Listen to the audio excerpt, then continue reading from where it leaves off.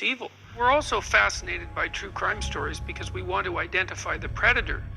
You know, I mean, human beings are prey animals as well as predators, and the worst of all predators are human predators by a remarkably substantial margin. We don't have to worry too much about being eaten by wolves, but we do have some reasonable probability of encountering malevolent people, and so we need to understand the nature of the predatory. And so it's the same thing we do when we go to horror movies to inoculate ourselves against our fear of death or disgust.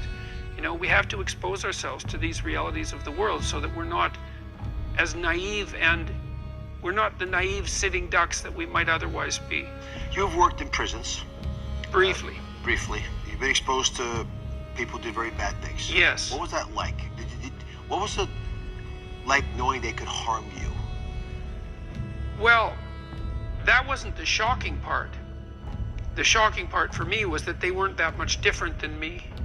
I mean, that's the first thing I learned when I spent some time in a maximum security prison working part-time for a psychologist back in the 1980s. There was a very violent criminal that I met in there, a very small guy, very unassuming person who had taken two cops out and made them dig their own graves and shot them while they were begging for their lives, making reference to their families by his own testimony. And it was very difficult for me to reconcile this rather unassuming small person with this monster. And at the same time, two other prisoners that I met, they had taken a third down and pulverized his leg with a lead pipe because they thought he was a stool pigeon. He might have been that, who knows. But I spent a lot of time meditating on that, trying to understand how it is that anyone could do that. It seemed beyond me. It seemed like something I could not manage, that I could not do. And I actually thought about doing that for weeks after that experience. And what I realized killing somebody. About both, about killing someone and about the torture. And I eventually realized that I could do it and that it would be easier than I thought. And that was very, very shocking. I've never forgotten that.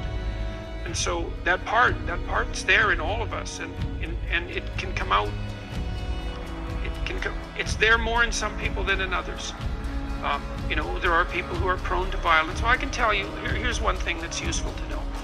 If you take 2-year-olds and you put them in a room, there's a small proportion of the 2-year-olds, almost all male, who have a proclivity to kick, hit, bite, and steal, essentially. They're very dominant, aggressive children, and they're almost all male, about 5% of males. And the vast majority of them are socialized by the time they're 4. And so it's possible to socialize even the aggressive males, but there's a small proportion of them who don't become socialized, and then they become alienated from their peer group because no one can be friends with them, and they become habitual criminals. And after 4, it looks like there's very little that can be done to put them back together, because so much of what happens to you after 4 is dependent on peer socialization. And if you're isolated from your peers, then you don't get socialized. So just to be clear on this, because I was always curious how much of being a killer is genetic and how much of it is the nurture. If, let's just say, 1 in 20 males at age 2 is prone to becoming a bad apple.